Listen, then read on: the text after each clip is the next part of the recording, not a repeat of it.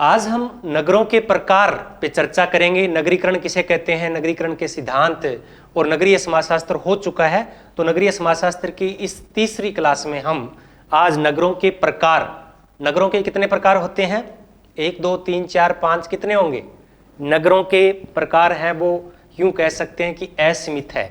तो आज लगभग हम 40 प्रकार के नगरों की चर्चा करेंगे। कितने प्रकार के नगरों की चर्चा करेंगे, 40 प्रकार के नगरों की चर्चा करने वाले हैं। तो नगर है उनको कितने भागों में हम विभाजित कर सकते हैं, तो उसके लिए कोई आधार चाहिए। जैसे जनसंख्या के आधार पे नगरों का वर्गीकरण किया जा सकता है, औद्योगिक आधार पे नगरों का वर्गीकरण किया जा सकता है। भारत में नगरों का वर्गीकरण किस प्रकार से है, भारत में कुल कितने नगर हैं, कोई बता सकता है क्या? अभी आपको याद है कि 2011 की जनगणना के अनुसार भारत में कुल कितने नगर हैं? तो भारत में कुल कितने नगर हैं? अभी 7,935 नगर है। कितने हैं? 7,935। अब इनको कितने भागों में हम बांट सकते हैं? कुछ अन्य महत्वपूर्ण वर्गीकरण है, जैसे मैक्स वेबर ने अपनी पुस्तक द सिटी में कितने प्रकार बताए, होसर ने, रेडफील्ड ने कौन कौन से नगरों के प्रकार बताए, और कुछ और भी महत्वपूर्ण प्रकार है, महत्वपूर्ण तथ्य है जो नगरीय समाजशास्त्र से जुड़े हुए हैं, उन पे हम चर्चा करेंगे। पहले बात कर लेते हैं जनसंख्या के आधार पे नगरों का वर्गीकरण। तो इसे जनसंख्या के आधार पे कह भी सकते हैं और नहीं भी कह सकते हैं। कुछ इनमें वर्गीकरण है वो जनसंख्या के आधार पे है, कुछ उनकी विशेषताओं के आधार पर है। अगर हम जनसंख्या के आधार पे बात करें तो सबसे जो छोटा नगर होता है, जिसको छोटा नगर कहते हैं, टाउन, उसको हम सिटी नहीं कहेंगे, क्या कहेंगे, टाउन या कस्बा। तो इसकी आबादी है वो 20,000 से कम होती है। वैसे भारत में 5,000 से कम आबादी के नगर भी हैं, उन पे हम चर्चा करेंगे, लेकिन ये अलग प्रकार का विभाजन है, उन पे अलग प्रकार से चर्चा होगी। तो ये टाउन इनको बोलते हैं। ये आप याद रखना कि ये सबसे छोटे प्रकार के नगरों में आता है। इनकी आबादी होती है वो 20,000 से कम होती है। इससे भी छोटे नगर हो सकते हैं, उनको बोलती है नगरीय पूर्वा। क्या बोलते हैं? नगरीय पूर्वा, अर्बन हेमलेट, अर्बन हेमलेट। जैसे हमने ग्रामीण पढ़ा था ना कि सबसे छोटा गांव को क्या कहते हैं, हेमलेट कहते हैं। इसी प्रकार से सबसे छोटे नगर को क्या कहते हैं, नगरीय पूर्वा या अर्बन हेमलेट कहते हैं। तो ये सबसे छोटा प्रकार होता है। लेकिन जब हम जनसंख्या के आधार पर नगरों का वर्गीकरण कर रहे होते हैं तो उसमें टाउन से हम शुरुआत करते हैं। फिर है एक और वर्गीकरण है, ये है प्रतिमानित नगरीय क्षेत्र, प्रतिमानित स्टैंडर्ड अर्बन एरिया। ये एक बीच का नगर है जिसकी आबादी 50,000 से अधिक होती है, जिसकी इसके लिए 1971 की जनगणना में इनको परिभाषित किया गया था। इनको शॉर्ट में बोलते हैं SUA, स्टैंडर्ड अर्बन एरियाज। तो ये इनकी आबादी 50,000 से अधिक होती है। इनकी स्थिति केंद्रीय होती है, दूसरे नगरों से इनका संपर्क होता है और आसपास कोई बड़ा नगर नहीं होता, यानी केंद्रीय स्थिति में इनकी आर्थिक और सामाजिक स्थिति है क्या होती है, केंद्रीय होती है। और निकट भविष्य में संभावना है कि वो पूर्णतः नगरीकृत हो जाएंगे। इस प्रकार के नगरों को क्या कहते हैं, प्रतिमानित नगरीय क्षेत्र, स्टैंडर्ड अर्बन एरियाज कहते हैं। तो ये बीच की स्थिति हो गई। फिर आता है नगर, जिसे हम सिटी कहते हैं या बड़े नगर। तो इन जिनकी आबादी 1 लाख से अधिक होती है उनको हम बड़े नगर कह सकते हैं। ये नाम दिया था डिडिक्सन ने। किसने दिया था? डिडिक्सन ने ये नाम दिया था, सिटी। तो ये कोई ऐसा नहीं है, क्योंकि मैंने पहले भी बताया था कि दुनिया के अंदर कहीं भी जो नगरों का वर्गीकरण है वो सर्वमान्य नहीं है। तो ये चीजें को समझने के लिए हम कर रहे हैं, क्योंकि प्रश्न है वो जैसे जैसे हम आगे बढ़ेंगे, 3 की बात कर रही है, इनसे प्रश्न नहीं आते हैं। प्रश्न आजकल किन से आ रहे हैं? महानगर से, मेट्रोपोलिस से, फिर मेघालोपोलिस से, इनसे प्रश्न बन रहे हैं। तो हमें समझने के लिए ये वर्गीकरण किया है, ना कि कोई इस प्रकार का वर्गीकरण किसी ने दिया है। महानगर यानी मेट्रो सिटी, मेट्रोपोलिस। तो सामान्य तौर पे जिन नगरों की आबादी 10 लाख से अधिक होती है उनको क्या कहते हैं? महानगर, मेट्रो सिटी। और 73वें संविधान संशोधन में भी इनको शामिल कर लिया गया था और नगर निगम की जो स्थापना की गई थी वो इन महानगरों में की गई थी। तो ये क्या होते हैं? ये मेगालोपोलिस के आसपास भी छोटे नगर हो सकते हैं। मेगालोपोलिस अभी आएगा। और लंदन है वो दुनिया का पहला मेट्रो नगर है। मेट्रो सिटी पहला कौन है? लंदन। और भारत का कौन सा हो जाएगा? बंबई हो जाएगा। और कुल 53 मेट्रो सिटी भारत के अंदर है। कितनी है? 53 मेट्रो सिटी भारत के अंदर है। महानगरों की संख्या भारत में कितनी है? 53 है 2011 की जनगणना के अनुसार। तो ये आजकल मेट्रो जीवन शैली काफी चर्चा में आ रही है, जिसको बोलते हैं मेट्रो लाइफ। तो ये महानगर हो गया। अब इससे भी बड़ा क्या होता है? महानगर।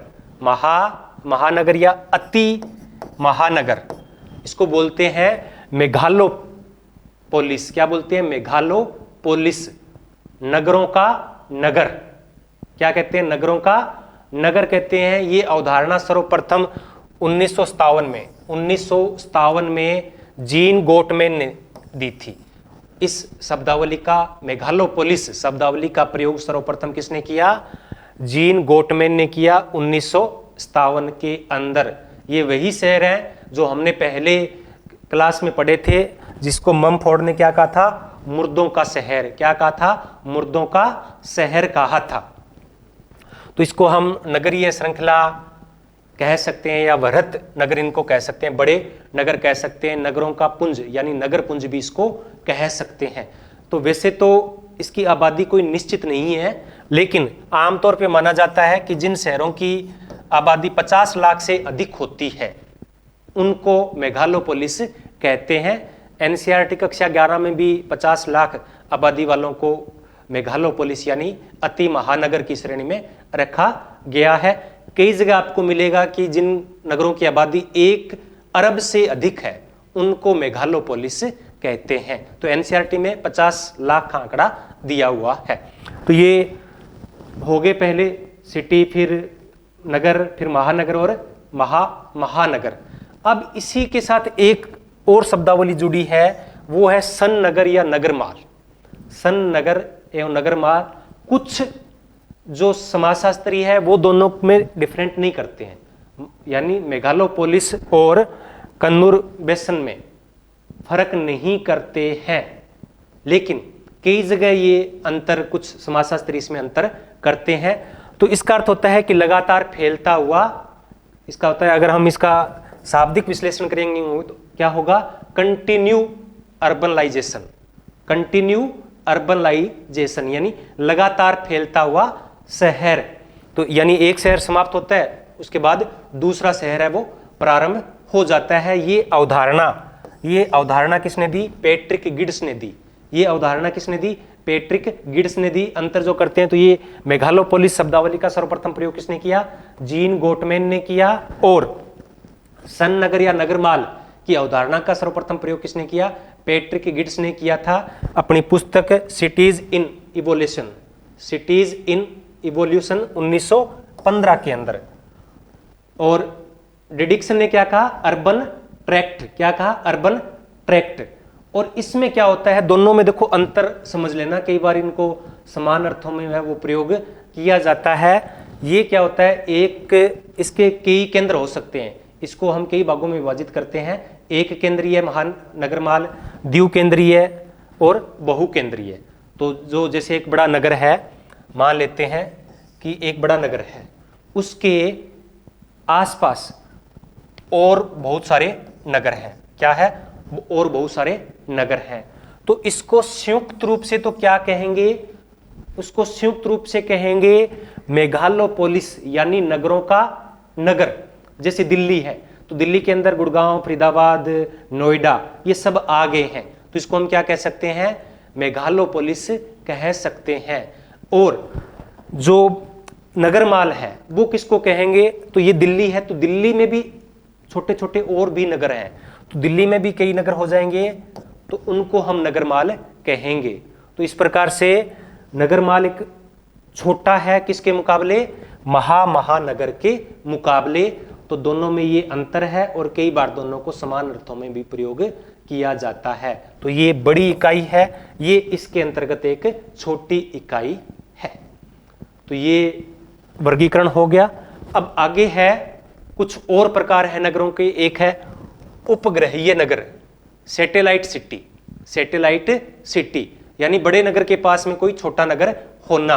कोई जब सैटेलाइट में क्या होता है, बड़ा होता है और उसके पास छोटे छोटे सैटेलाइट और होते हैं, तो उनका महत्व होता है वो क्या होता है, कम हो जाता है। जैसे कि बम्बई के पास थाना है तो थाने का महत्व कम हो गया है, बम्बई का महत्व है वो बढ़ गया। अब है वैश्विक नगर। क्या है, वैश्विक नगर या भूमंडलीकृत नगर या विश्व नगर। तो ये क्या है, पूरे विश्व व्यापार के केंद्र होते हैं, जैसे कि लंदन है, न्यूयॉर्क है। अब इसको भी हम नगर विकास की अंतिम अवस्था कह सकते हैं। नगर विकास की अंतिम है कि विश्व नगर हो गया, अब इससे बड़ा क्या होगा। लेकिन हमने क्या कहा था, मेघालोपोलिस को भी क्या कहा था, अंतिम नगर कहा था। किसने, ममफोर्ड ने अंतिम नगर की श्रेणी दी थी कि उसके बाद में तो नगरों का पतन है वो शुरू हो जाता है, तो इसलिए उनको मुर्दों का शहर, सिटी ऑफ डेथ कहा था। तो ये अलग संदर्भ में अंतिम शहर माना जाता है और ये अलग प्रकार से नगर विकास की श्रेणी का अंतिम अवस्था मानी जाती है। तो विश्व की अधिकांश जो गतिविधियां हैं वो यहाँ से संचालित होती है। सांसे ने इसे विश्व नगर कहा है, सांसे ने इसे क्या कहा, विश्व नगर कहा है। तो ये नगरों के प्रमुख प्रकार हैं, और भी प्रकार हैं वो भी पढ़ेंगे। एक होता है उपनगरीकरण, आजकल ये सबसे ज्यादा प्रचलन में आ रहा है, उपनगरीकरण यानी सब अर्बनाइजेशन। तो आसपास के जो गांव और बस्ती होते हैं वो क्या होते हैं, अर्ध शहरी टाइप के होते हैं। क्या होते हैं, अर्ध शहरी टाइप के होते हैं। या नगरों में जो लोग परेशान हो जाते हैं वो क्या करते हैं कि पास में जाकर वहां बसना शुरू कर देते हैं, क्योंकि यहाँ रहना काफी मुश्किल होता है। मेन नगर में क्या होता है, रहना काफी मुश्किल होता है, कॉस्टली पड़ता है, तो इसलिए 20, 30, 50 किलोमीटर के दायरे में वो यहाँ से लोग यहाँ चले जाते हैं और रहने लग जाते हैं।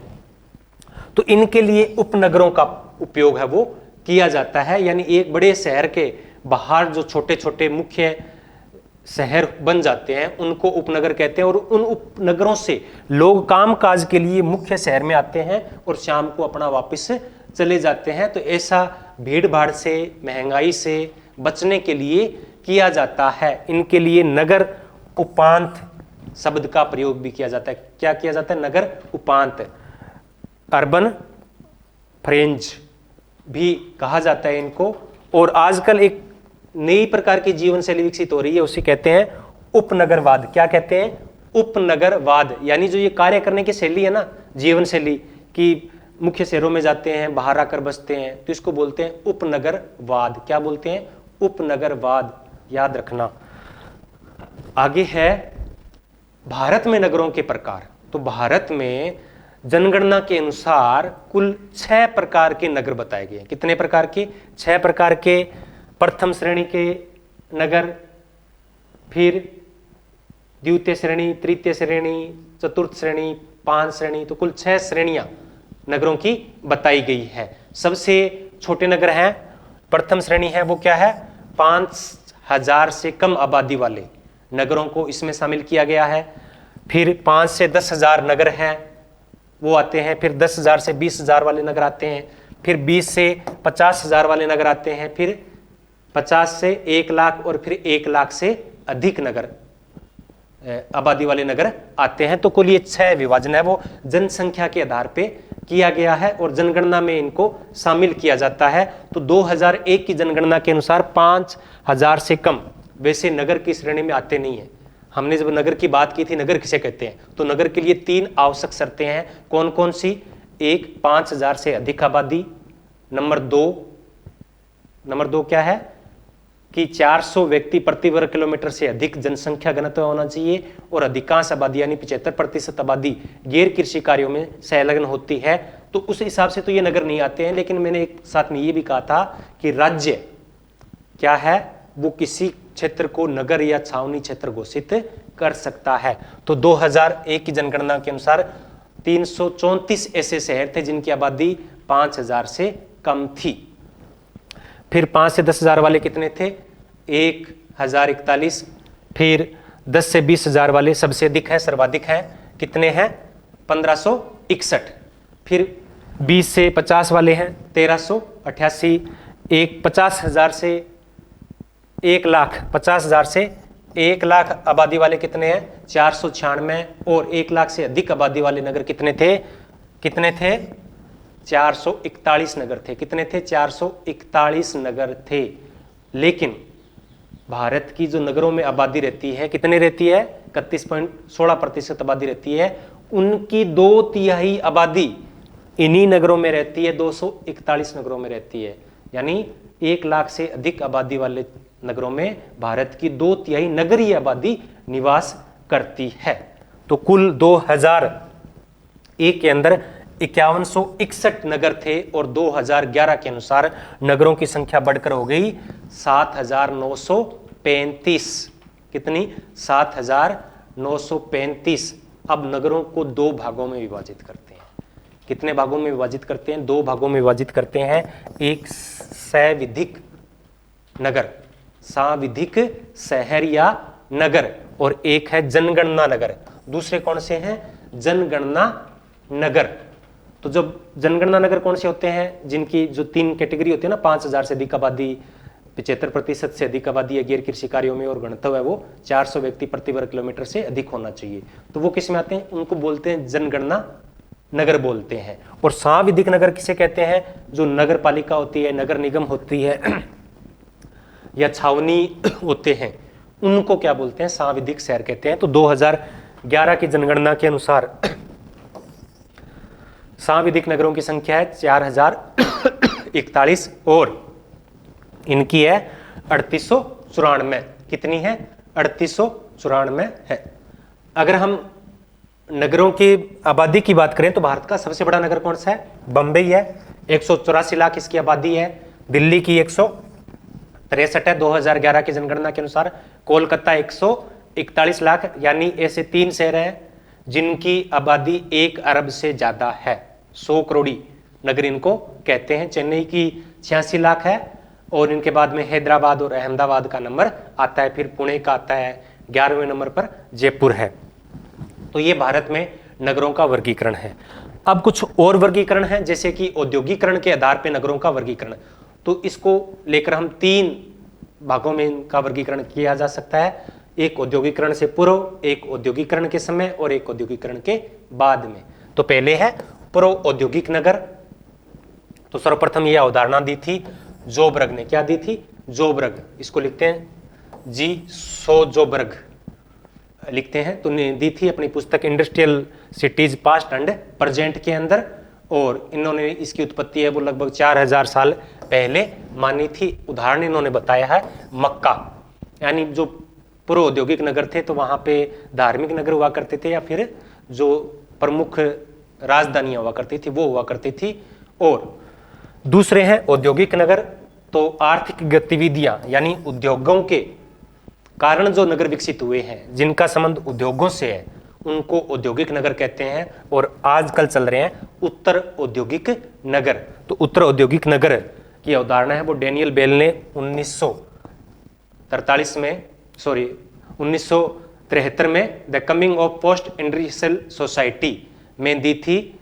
इससे पहले 1919 में कुमार स्वामी ने इस शब्द का प्रयोग किया था, लेकिन उनको कहीं कोई स्थान नहीं मिला। तो इन्होंने कुल 5 कारक बताए हैं। तो उत्तर आधुनिक नगर यानी जिन पे उद्योग, तो ये क्या है? द्वितीय क्षेत्र है। ये क्या है? प्राथमिक क्षेत्र के आसपास थे। ये क्या? द्वितीय विनिर्माण उद्योग से संबंधित है। और उत्तर औद्योगिक नगर है वो किससे? सेवा क्षेत्र से। किससे निर्मित है? सेवा क्षेत्र से संबंधित है। जो सर्विस सेक्टर है, बैंकिंग है, बीमा है, इस प्रकार की गतिविधियां इन उत्तर औद्योगिक नगरों में होती है। बेल ने 5 कारक बताए थे। एक वित्तीय सेक्टर, फिर कार्य विभाजन के आधार पे, ध्रुवीय सिद्धांत, भविष्योन्मुखता, निर्णय क्षमता, यानी आजकल जो चल रहा है अपना क्या बोलते हैं इसको, आर्टिफिशियल इंटेलिजेंसी, तो उससे संबंधित ये 5 कारक इन्होंने बताए हैं। इनके अलावा जैसे नगरों के अन्य वर्गीकरण है, मैक्स वेबर ने किया अपनी पुस्तक सिटी में। द सिटी के अंदर 2 प्रकार के नगर बताए थे। एक पेट्रिशियन सिटी, यानी जो शक्ति संपन्न नगर थे, राज्यों की राजधानियां होती थी, पुराने धार्मिक नगर होते थे। रोमन जो साम्राज्य था तो रोम था, वो इसका उदाहरण है। एक होता है प्लेबियन प्लेबियन सिटी यानी मजदूरों के नगर। क्या है? मजदूरों के नगर। तो ये दो वर्गीकरण किए मैक्स वेबर ने। इसी प्रकार से हासलित्स ने city sociology except of economic growth 1978 में भी दो प्रकार के नगरों के बताए हैं। एक उत्पादक नगर, कौन से? जेनरेटिव सिटी, जिनमें उत्पादन और सृजनशील वाले लोग रहते हैं। और एक है परजीवी नगर, इनको बोलते हैं पैरासिटिक सिटी। तो ये पूर्व के देशों को है। किसने बताया? हासलित्स ने बताया कि जो पूर्व के जैसे अपने इंडिया है, चाइना है, साउथ एशिया हो गया, तो इनके नगरों को क्या कहा है? परजीवी नगर का है। क्या कहा है? परजीवी नगर का है। यहाँ पर क्या होता है? उत्पादन नहीं होता है, अनुत्पादक कार्य में लोग है वो लगे रहते हैं।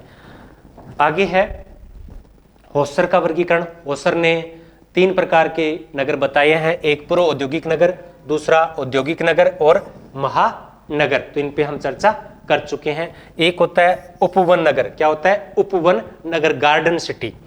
तो ये भी आजकल प्रचलन में आ रहा है। ये किया है इमेंजर होबार्ड ने। एक शब्द और रह गया था, मेट्रोपॉलिटन सिटी उन शब्दों के लिए किया जाता है जो एक साथ प्रशासनिक, धार्मिक, सांस्कृतिक, राजनीतिक गतिविधियों के केंद्र होते हैं, उनके लिए मेट्रोपॉलिटन शब्द का प्रयोग किया जाता है। और ये अवधारणा दी थी चार्ल्स गलेब ने। किसने दी? चार्ल्स गलेब ने दी। आगे है एक वर्गीकरण हो रहा है, रॉबर्ट रेडफील्ड और मिल्टन सिंगर ने भारतीय नगरों के संदर्भ में 1954 में ये 2 प्रकार के नगर बताए थे। एक अंतर्देशीय नगर और एक बाह्य जनित नगर। अंतर्देशीय नगर वे होते हैं जो स्थानीय आवश्यकताओं या परिस्थितियों के परिणाम स्वरूप विकसित होते हैं। जो प्राचीन नगर है या आसपास स्वाभाविक रूप से जिनका विकास होता है, जैसे कि पुरानी दिल्ली है। और उन्होंने दूसरा प्रकार बताया बाह्य जनित नगर, हेट्रोजेनेटिक नगर। तो ये पश्चिम की शैली पर विकसित हुए नगर हैं, यानी बाहरी कारणों से जो नगर विकसित हुए हैं उनको बोलते हैं, क्या बोलते हैं? बाह्य जनित नगर, हेट्रोजेनेटिक। और ये क्या है? ऑर्थोजेनेटिक। तो जैसे कि अभी दिल्ली में एयरपोर्ट बन गया नया, और एयरपोर्ट के आसपास में क्या हो गया? नगर विकसित हो गया। तो वो स्थानीय परिस्थितियों के कारण नहीं हुआ है, वो इंटरनेशनल उड़ानों के कारण से विकसित हुआ है। तो इनको बोलते हैं बाह्य जनित नगर। आगे है टर्नर और होसर ने भारतीय नगरों के संबंध में क्या विचार प्रकट किए हैं। तो इन्होंने 1962 में इनकी पुस्तक थी इंडियाज अर्बन फ्यूचर, यानी भारत में नगरों का भविष्य। तो ये शिकागो संप्रदाय से जुड़ी हुई एक प्रमुख पुस्तक है। डेविस एवं गोल्डन ने भारतीय नगरों के बारे में कहा है कि इनका औद्योगिकरण और नगरीकरण से कोई संबंध नहीं है। क्या कहा? इनका औद्योगिकरण और नगरीकरण से कोई संबंध नहीं है। भारतीय नगरीकरण के लिए क्या है? इन्होंने किस शब्द का प्रयोग किया था? अति नगरीकरण, हाइपर अर्बनाइजेशन। नंबर 1 हो गया। टर्नर ने इंडियाज अर्बन फ्यूचर में अलग प्रकार के विचार प्रकट किए हैं। और इन्होंने क्या कहा? अति नगरीकरण, हाइपर अर्बनाइजेशन। और होसर ने इसका समर्थन किया है और कहा है कि विकासशील देश होते हैं वो इसी प्रकार के होते हैं। तो तीनों ने क्या विचार प्रकट किए? टर्नर, डेविस एवं गोल्डन और तीसरा कौन हो गए? तीसरे हो गए हैं होसर। तो इन्होंने कहा है कि भारत के अंदर वास्तव में नगरीकरण हुआ ही नहीं है, या नगरीकरण और जो औद्योगिकरण है उनके कारण है वो नगरीकरण नहीं हुआ है। तो इसको बोलते हैं अति नगरीकरण या हाइपर अर्बनाइजेशन। तो ये भारत पे नहीं, पूरे सभी प्रकार के विकासशील देशों पर लागू होती है। इसी प्रकार से टीजी मैगी ने तीसरी दुनिया के नगरीकरण के लिए क्या कहा है? छद्म नगरीकरण। क्या कहा? छद्म नगरीकरण है, यानी विकासशील देशों का और भारत में जो नगरों का विकास है वो वास्तव में विकास हुआ ही नहीं है। इसी प्रकार से किंग्सले डेविस ने एक अवधारणा प्रस्तुत की है नगरीकरण चक्कर। कौन सी अवधारणा प्रस्तुत की? नगरीकरण चक्कर की अवधारणा दी है। नगरीकरण को उन्होंने क्या, वक्र रेखा, वक्र रेखा एक रेखा बताई है एस की आकृति के समान। किसकी आकृति के समान? एस की आकृति के समान। तो ये 3 अवस्थाओं से गुजरता है। ये वक्र रेखा कितनी अवस्थाओं से गुजरती है? 3 अवस्थाओं से गुजरती है। प्रारंभ होता है किसी नगर का, फिर उसमें तीव्रता से नगरीकरण होता है, फिर क्या होता है, वो नगरीकरण की तीव्रता समाप्त हो जाती है जब 70% आबादी है वो नगरों में निवास करने लगती है। यानी क्या होता है, पहले प्रारंभ होता है, फिर नगरीकरण तीव्र गति से होता है, और फिर एक स्टेज पे आके नगरीकरण है वो रुक जाता है। ये किसने कहा? ये डेविस ने कहा। कुछ और है, लुईस बर्थ ने क्या कहा कि नगर है वो उत्तम लोगों का चुनाव करता है। विनगरीकरण क्या होता है? उल्टी प्रक्रिया नगरीकरण की, यानी नगरों से लोग बाहर गांव में जाकर बसने लगते हैं तो उसे विनगरीकरण कहते हैं। जो मलिन बस्तियां होती है उनको क्या कहते हैं? गेटो कहते हैं। क्या कहते हैं? गेटो कहते हैं। और भारत में जैसे बंबई के अंदर इनको चाल कहते हैं। और ये प्रारंभिक जो प्रयोग था वो किन के लिए किया गया था? जो यूरोप के अंदर यहूदी लोग बस रहे थे, तो यहूदी लोगों की बस्तियों के लिए गेटो शब्द का है वो इस्तेमाल किया गया था। बाद में ये प्रचलन में आया है। एक है ग्राम्य नगरीकरण की अवधारणा। ग्राम्य नगरीकरण, रूरल अर्बनाइजेशन, रूरल अर्बनाइजेशन। तो ये सिद्धांत दिया है, ये उदाहरण दी है गोलपिन ने। किसने दी? गोलपिन ने दी। यानी आजकल क्या है कि कोई नगर बचा नहीं है, ना ही कोई शहर बचा है। क्या हो गया? नगर और गांव का मिश्रण हो गया है। नगरों में गांव की चीजें मिल जाएगी, गांव में नगरों की चीजें मिल जाएगी। तो ये ग्राम्य नगरीकरण।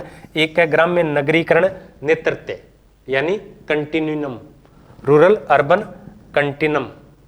तो ये उदाहरण रेडफील्ड ने दी। तो इन्होंने कहा था कि गांव नगरों पे निर्भर रहते हैं और नगर गांव पे निर्भर रहते हैं। तो ये हमारा नगरीकरण वाला चैप्टर है वो पूरा होता है। अब हम जनजातीय समाज और फिर हम रिसर्च मेथोडोलॉजी पे चर्चा करेंगे। आपने इतने प्रेम से सुना, इसलिए आप सभी का बहुत बहुत धन्यवाद। और लाइक, शेयर और सब्सक्राइब करना ना भूलें।